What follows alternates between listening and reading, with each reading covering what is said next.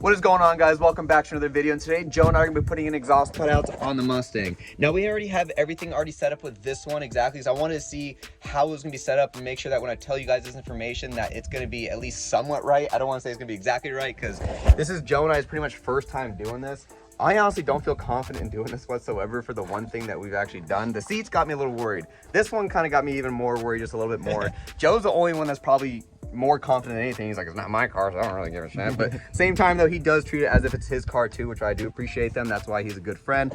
But other than that though, I'm going to be showing you guys exactly how to set this thing up. This is the motor right here. Here is this like Y clamp thing that's pretty much part of the exhaust. So the motor is going to sit right here. So it's going to end up sitting like that of some sort, as well as this band right here. Then you're going to have this as a dump out valve, as well as some gaskets and also some hardware. So I'm going to be showing you guys exactly how to set that up. As you guys can see with this one, is that I already have this one pre-set up, and it really looks really nice. I'm really happy about the welds on here. These clamps did not really come with it exactly on there. I had to buy those separately. I ended up having an issue where I ended up having to buy some clamps because the company forgot them. And then when I ended up buying some clamps, they all came at the same time. Now I have 8 sets of clamps that I really don't want. But other than that though, one good thing about that though is if I do need to replace them, at least we have another set in case we do break one. So I guess there's a plus about that. As I do say in every single other video, Joe, is there anything you'd like to add on? I don't know, this is my first time cutting something and like exhaust wise and putting something in, but I'm sure it's doable. It's just the clearance is gonna be my only issue. Yeah, the clearance is probably gonna be the biggest issue going into this though, because we were kind of mocking it up with like best we can, because we were like wiggling like a worm under the car, and it was really hard to get under there when you don't have any jacks or jack stands currently at the moment.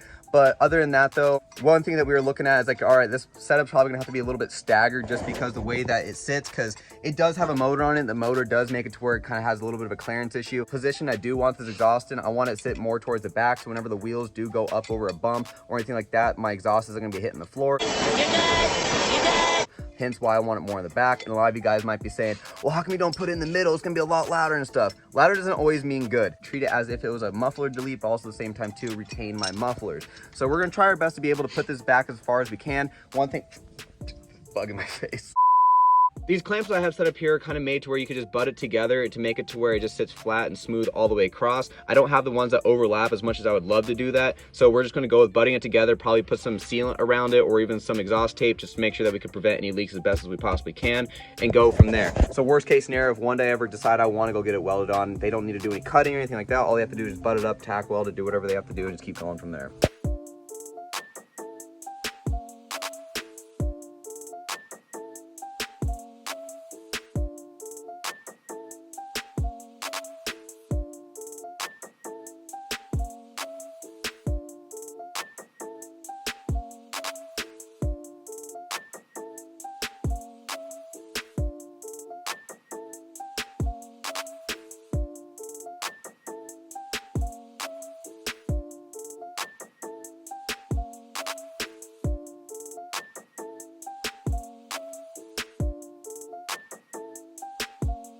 One thing I found weird about this exhaust setup here that when I was putting together is the fact that these came with some extra 14mm bolts that look just like this, and they went on the back of this, and they're supposed to go on the back side of here, but the screws that they gave me don't fit necessarily on the back. And as you can see, you can't even stick something on there even if you wanted to, and plus this clamp is in the way, so I have no clue what it came for. And when I was watching on YouTube of how they set up this, I realized that they didn't even put those on the back, so I don't know if those were just extra or if this is for a different setup. I don't know, but I realized I didn't really need them, and I already came with some lock washers and stuff on the back just to make sure that it stay nice in place and doesn't come loose.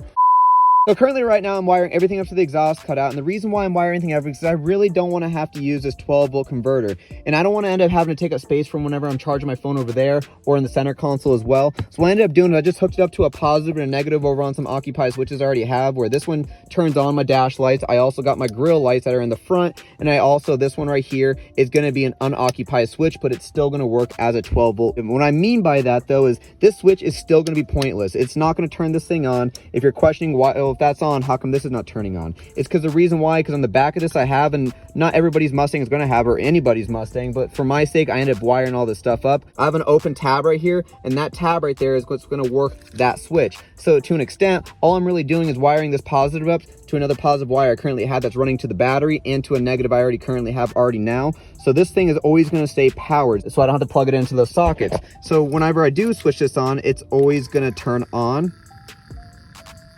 If I want to turn it off, I could turn it off, and I will still have a switch in case I want to whenever I do turn this thing on. I could do like neon lights under the dash, which I currently have, or whatever example you want to think of. That's what I end up doing with this. And so to make it to where I don't have to waste a space if I want to charge my phone over there or over there while using this at the same time. And some of you guys might be questioning, why don't you just hook it up to the switch and just call it a day? I would love to do that. That was my original plan that I wanted to do, because I really don't want to have to use this button switch. Even though it's cool, I just would like to have it already hooked up to the car.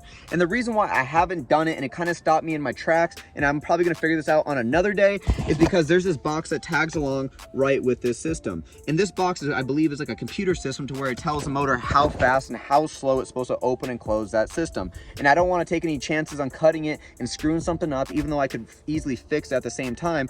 But I just don't want to go through all that headache. I just want to get this thing rocking and rolling, and I already got the hard part out of the way, in my opinion, or one of the hard parts out of the way, and that was just make sure that I don't take up any space over on the 12-volt systems wherever I decided to use those ports. So to give you guys a quick little update of exactly what's going on here as well, my neighbors ended up hearing me screaming and yelling over here and asking if I was okay, because I was just getting so irritated as to why all these plugs kept coming out. So I had to make sure all these were tight again. They just kept popping out as like this thing kept falling over. It was just getting super annoying.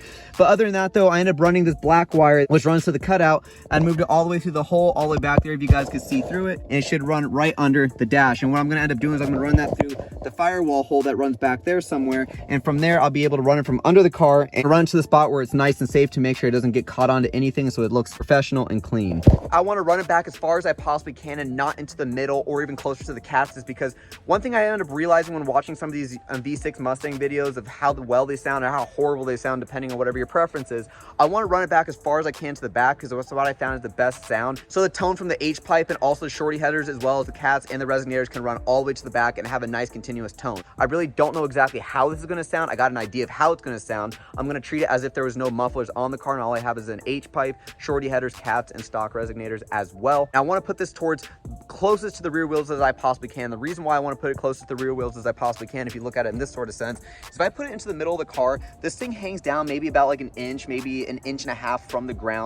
And knowing how low this car sits, as you can see, I can't even stick a water bottle under there, let alone just even put a jack under there. So if I was to put that under there, think about the ground clearance I would have whenever I go over speed bumps, and that would just be a completely nightmare hell if I try to go over a speed bump, just hear the whole exhaust just rip apart, or even just drag. It'd just be horrible. So the best bet, in my opinion, I already talked to this about Joe, and Joe completely agrees with me, is the fact that if we put it over in the back wheel, not exactly under the wheel, obviously, but if we were to go put it over in the area where the rear wheels go, if you think about it in this sort of sense, if it's in the middle of the car and you go over a speed bump, the lowest part of the car is in the middle. So the issue you're going to have is whenever you drive over that speed bump, it's going to drag across the speed bump or whatever bump you're going over. Now, if you put it over towards the rear wheels, this is going to be the highest point of the car. So whenever the car does go up, whenever it goes over a speed bump or a driveway, for example, the rear exhaust is going to go up along with the wheels, so you're never going to have to hit. We might run into little issues of scraping here and there, and might have to lift the car just a little bit, but that's just my assumption. That's just my guess. That'd be the best way of looking around it, just so I make sure that I don't end up having to worry about dragging that thing in the middle. The goal here is not to make it the loudest V6 Mustang on the road. I'm not trying to have it screaming like a trumpet down the road. I don't want people thinking I have a problem with myself, or yeah, if you know what I'm saying. But what I'm trying to do though is just to keep it to as tone as possible, but also at the same time too, if I want to have it loud, I could definitely make it loud. If I want to have it quiet, I could definitely make it quiet. And I'm also going to have those mufflers on there, so it's not like I'm going to be completely eliminating the sound at all.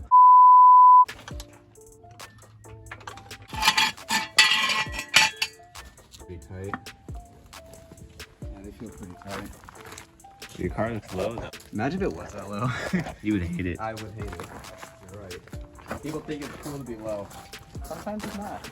So this is another day, and pretty much I made the executive decision with Joe to say that we're just going to get these pieces welded on here, just for the main fact that I didn't end up wanting to hit it on the floor or screw up a cut up, considering that Joe and I had the littlest room as possible.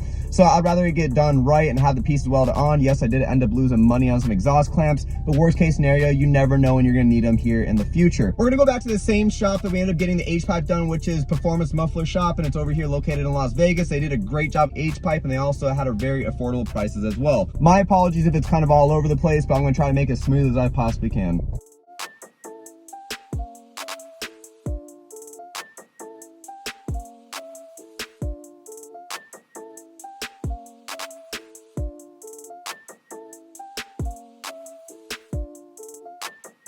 I know this video is kind of chopped up in different little pieces because as we've kind of done this over accumulation of a couple days, just because having it welded on and then wiring up on a different day just so I had it ready for the when it got welded. Then now finally Joe and I are out here, hence Joe is out here. But other than that though, right now Joe is wanting to actually, she want to show you guys what it looks like when the exhaust opens and closes. We are not going to start the car just yet. We just want to show you guys what it looks like under the car when the exhaust does open and also when it closes. Now I don't know if I brought this up already, but I actually have it hooked up to the garage door opener on the top of my visor in my car. And in order to do that, all you have to do is just hold down the button on your remote and hold down the button over on the top over where your garage door opener is, and you hold that at the same time until it starts blinking. The exhaust will open, and then you also have to do it on the other button as well because there's two different sets of buttons. And once you do that and you hold it on the second button, it should have a one open button and also one close button.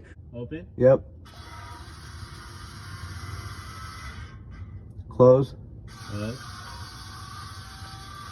All right, I don't know if I'm excited or if I'm nervous right now, just for the fact that it might sound like shit. I don't know. At least we can close in worst case scenario, but all that work for nothing if it sounds like shit. But yeah. I'm hoping that it'd be like, ooh. I think I'm more excited about this in the seats, because I'm like, we don't know what to expect, but I'm definitely a lot less nervous than I was of when we did the H-pipe, because the H-pipe, I'm like, that's permanent. I'm about to open it up. All right, go ahead. Open. Are they open? Are they open? Well, let me check.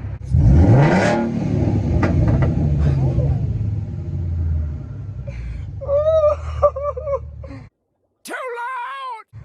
Okay, give it a, dude, that sounded good.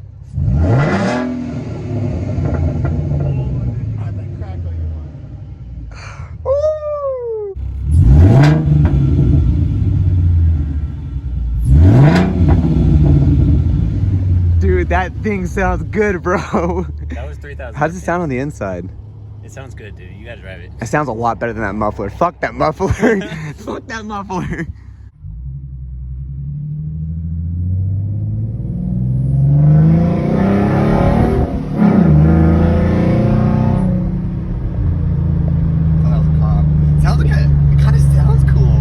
It sounds way deeper. I don't know what to explain of it. It doesn't sound bad, but it doesn't sound horrible. All right, I'm gonna switch it back to normal exhaust. Okay. Should I go this way? Yeah, why not?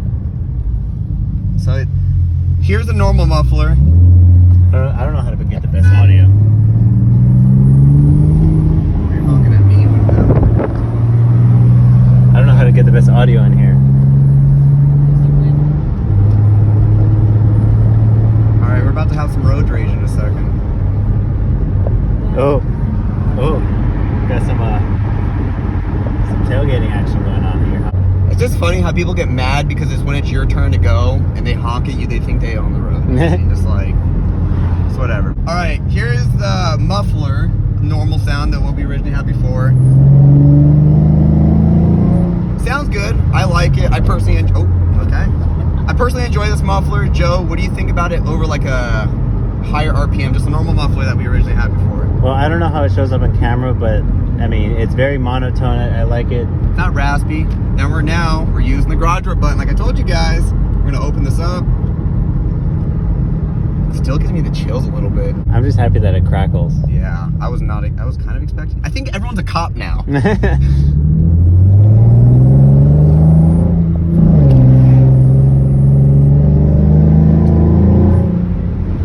No, dude, that's deeper.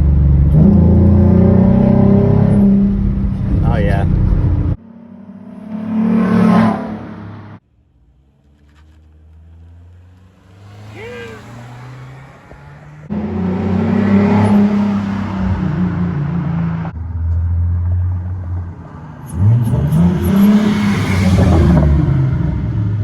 As for horsepower feel, I feel like it didn't really make too much of a difference. Joe, what do you think? Do you think it really made any difference other than sound? What I really like is that you have more crackle now, and it sounds way deeper. Almost. It doesn't sound like an annoying V6 Mustang would sound, or a Challenger, or like any other V6 car. You're gonna trigger some people in this community. I'm just saying, it doesn't sound good, but this one is, it's very deep tone.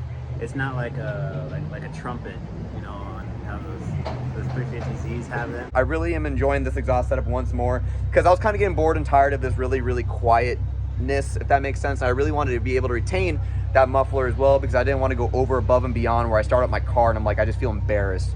So other than that, thank you guys all so much for watching this video. If you guys have any what? Well, let's give it one last rev. Fine, okay. One last rev, we're at the gas station. Okay, sounded good. But other than that, now we got everyone's fucking attention here. Anyways, comment down below if you liked it. If you have any question about the exhaust or anything about the butterfly switch, please let me know. I'll be happy to comment right back to you. Other than that though, please like and subscribe, and I'll see you guys in the next one.